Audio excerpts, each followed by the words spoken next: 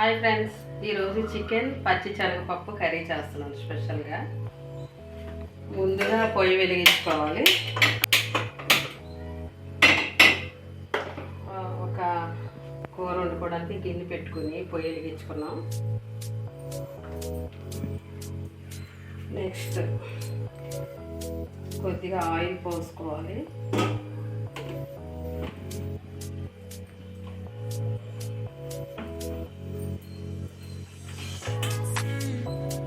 ముందుగానే ఉల్లిపాయలు అవి కట్ చేసుకున్నాను ఫ్రెండ్స్, ఎందుకంటే అంత టైం అయిపోద్ది, లెంతీగా అయిపోద్ది వీడియో అని ఫస్ట్ కట్ చేసుకున్నాను. 2 మీడియం సైజ్ ఆనియన్స్ ముక్కలు, 2 టమాటా ముక్కలు, 10 పచ్చిమిరపకాయలు చీలికలు అనమాట. ఒక్క చిన్న టీ గ్లాసులు పచ్చి శనగపప్పు నానబెట్టేసుకున్నాను. 2 అవర్స్ నానబెట్టుకొని వడబెట్టుకొని ఇలా పెట్టుకున్నాను. ముందుగా మనం ఆనియన్స్ వేసుకోవాలి.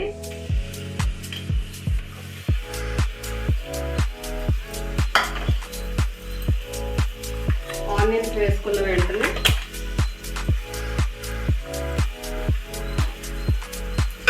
కొద్దిగా కలుపుకుంటూ ఉంటాం.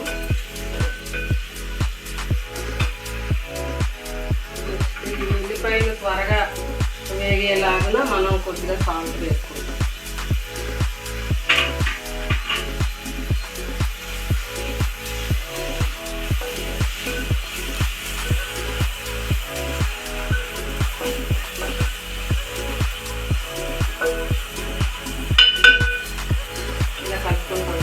ఇది వేగేలోపు పచ్చిశనగపప్పు చికెన్కి కాంబినేషను ఎవరు నేర్పించారో నేను చెప్తాను మీకు.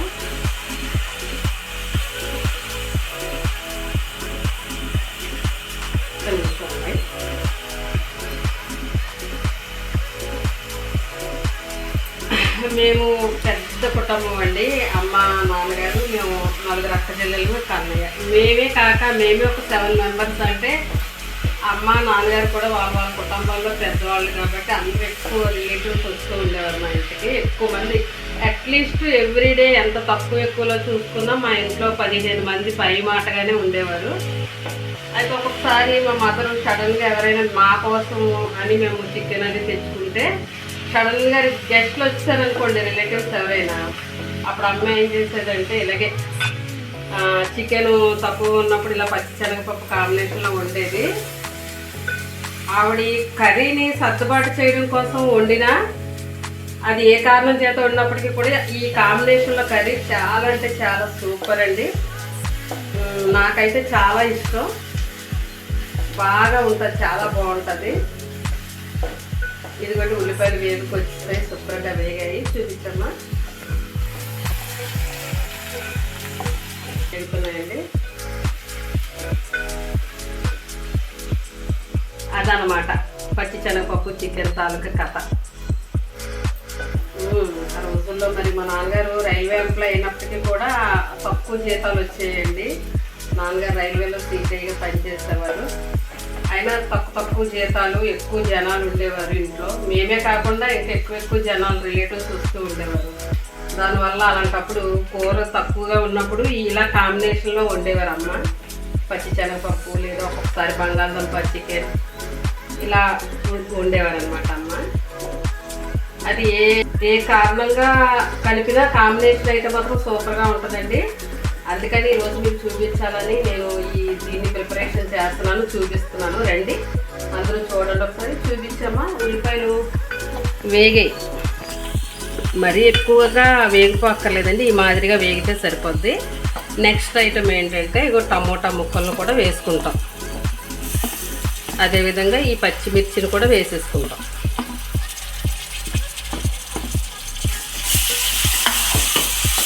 ఇలా వేస్తూ ఉంటాము. అవి వేగుతూ ఉంటాయండి.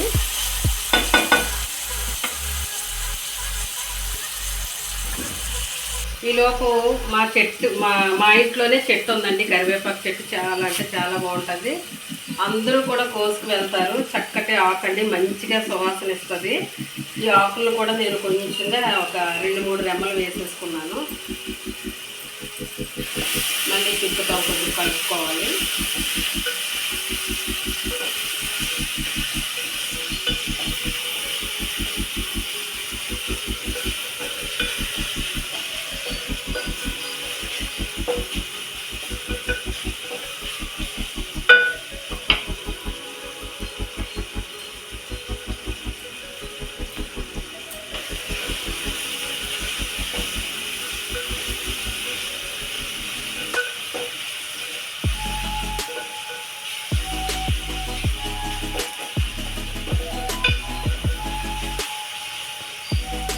ఏమైనా ఓల్డ్ ఈజ్ గోల్డ్ అండి. అప్పటి కూరలు, అప్పటి రుచులు, అప్పటి బాంధవ్యాలు, మరి అప్పుడు లవ్ అండ్ ఎఫెక్షన్స్ అవన్నీ కూడా అసలు ఇంకా తిరిగి రమ్మంటే రావు.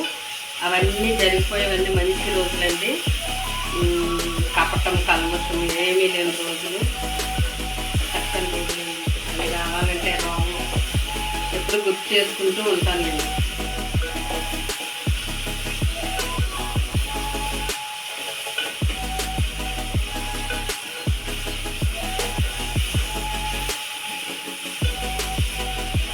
కాకపోతే మారుతున్న కాలాన్ని బట్టి రకరకాలుగా కొత్త కొత్త వంటలు మారుతూ ఉన్నాయి.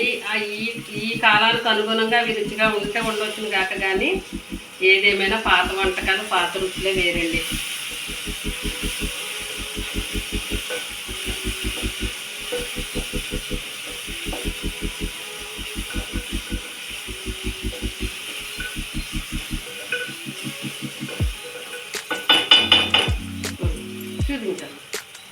టమోటాస్ కూడా చక్కగా వేగిపోయినాయండి.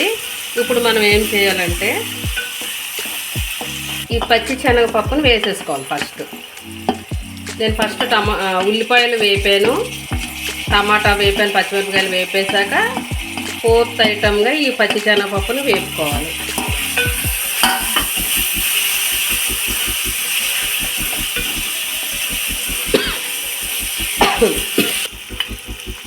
కొద్దిగా అల్లం వెల్లుల్లి ప్లస్ 4-5 జీడిపప్పులు కలిపిన ఇది మిశ్రమం.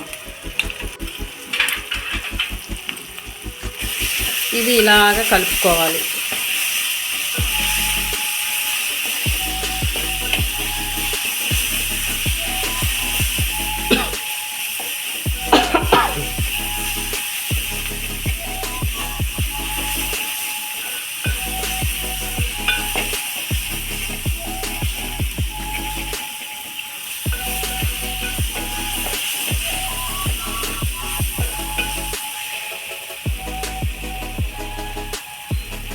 వేపుకున్నాక ఈ అల్లం వెల్లుల్లి పేస్ట్ తాలూకా పచ్చితనం అంతా పోయేంత వరకు వేపుకోవాలి.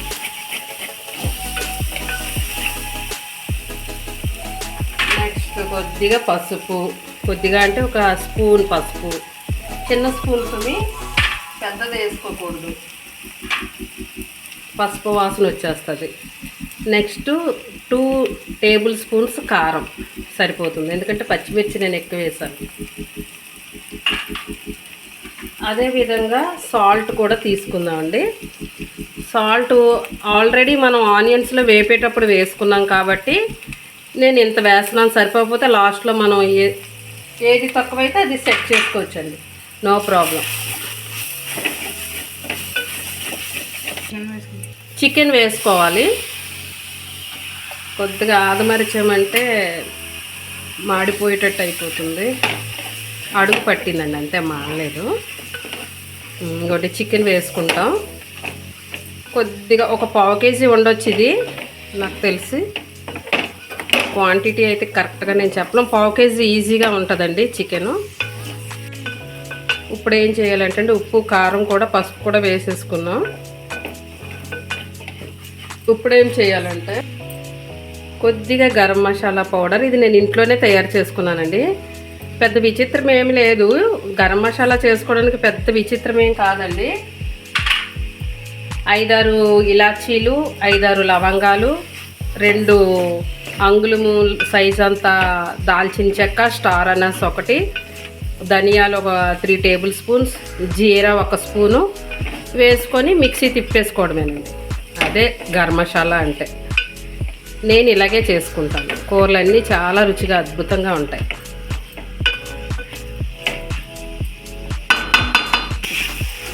చికెన్ ఇలా వేగుతూ ఉంటుండగా కొద్దిగా అండి ఈ ఫ్లేవర్స్ అన్నీ ఈ చికెన్కి ప్లస్ ఈ పచ్చి శనగపప్పుకి ఇమిడిపోయేటట్టుగా అంటే ఇంకిపోయేటట్టుగా లేదా కలిసిపోయేటట్టుగా మనం అలా మూత పెట్టేసి మిడిల్ ఫ్లేమ్లో పెట్టుకోవాలి. ఇప్పుడు 5 minutes అయిపోయింది. చూశాను, ఒకసారి చూపించమ్మా. ఇదిగోండి ఇలా చక్కగా ఇలా మగ్గిపోతూ ఉంటుంది, కలిసిపోతూను అంతా కూడా. ఎక్కడైనా అక్కడక్కడ ఆ కార్నర్స్లో గట్ట ఏమైనా మిగిలిపోతే ఇలా తీసుకొని జాగ్రత్తగా గరిటతో. ఇప్పుడు ఏం చేయాలంటే మనం సరిపడా వాటర్ పోసుకోవాలి.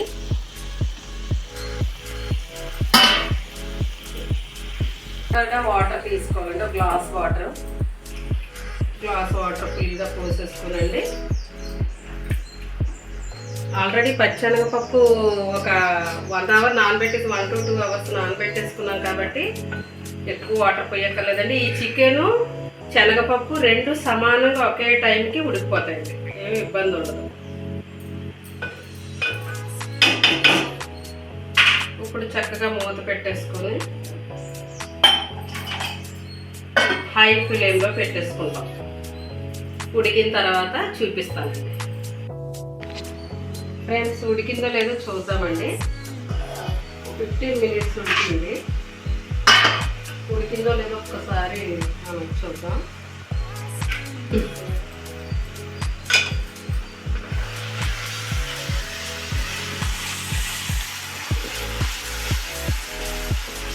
ఇదిగోండి చక్కగా ఉడికిపోయింది.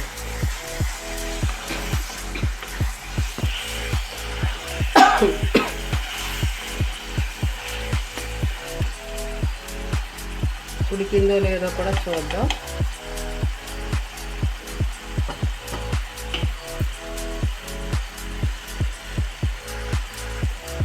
ఇదిగోండి ఫ్రెండ్స్, పచ్చి శనగపప్పు చక్కగా ఉడికిపోయింది. అదేవిధంగా చికెన్ కూడా బాయిలరే కాబట్టి చికెన్ కూడా ఉడికిపోద్ది. ఇదిగోండి ఉడికిపోతుంది, ఉడికిపోయింది ఫ్రెండ్స్. ఇంతేనండి, చాలా సింపుల్ పచ్చి శనగపప్పు చికెన్ కర్రీ. ఈ విధంగా మా మదర్ చేసేవారు, ఎంతో టేస్టీగా ఉండేది. అదేవిధంగా నేను కూడా మీకు చేసి చూపించాను, మీరు కూడా వండుకోండి, చాలా బాగుంటుంది.